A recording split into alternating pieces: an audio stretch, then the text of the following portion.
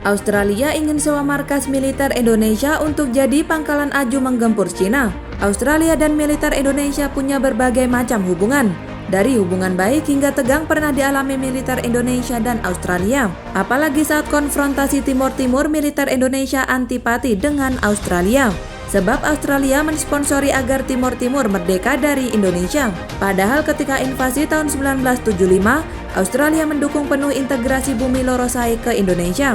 Berpuluh tahun berlalu, kali ini Australia harus menjilat kembali Indonesia. Ancamannya Australia saat ini ialah sang naga Cina. Membentuk AUKUS untuk melawan Cina, Australia juga harus memepet Indonesia. Indonesia merupakan benteng alami untuk memperlambat gerakan armada Cina ke Australia.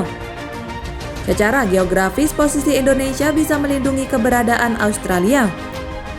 Sementara itu, Australia yang sudah panas ingin segera menggempur Cina, sedang menyusun sebuah rencana kontroversial. Australia ingin menyewa pangkalan militer milik Indonesia untuk dijadikan basis operasi depan menyerang Cina. Australia dapat mempertimbangkan untuk bernegosiasi dengan Indonesia untuk mendapatkan kemampuan menyerang target di dekat pantai Cina dengan menyewa pangkalan Indonesia. Dalam imajinasi Australia, tentara Australia akan memainkan peran kunci dalam serangan udara terhadap pasukan Cina.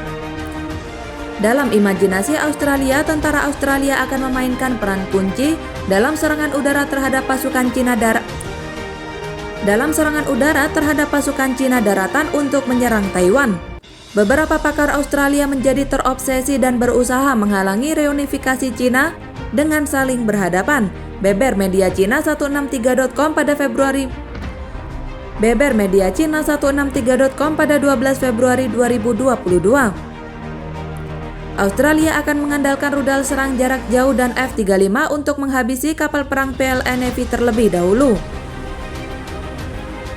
Di mata para ahli Australia, tentara Australia dapat dengan cepat memperluas armada tempurnya melalui pembelian militer dan melengkapi semua jet tempur dengan rudal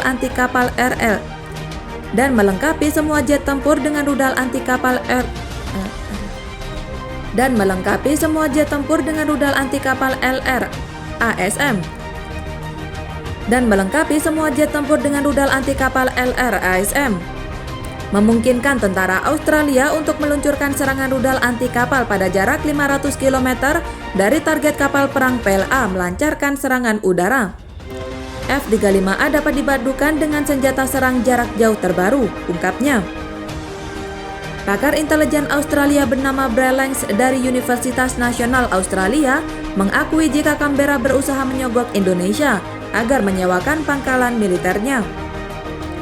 Di masa depan kami akan mempertimbangkan untuk menyewa fasilitas dasar di Indonesia.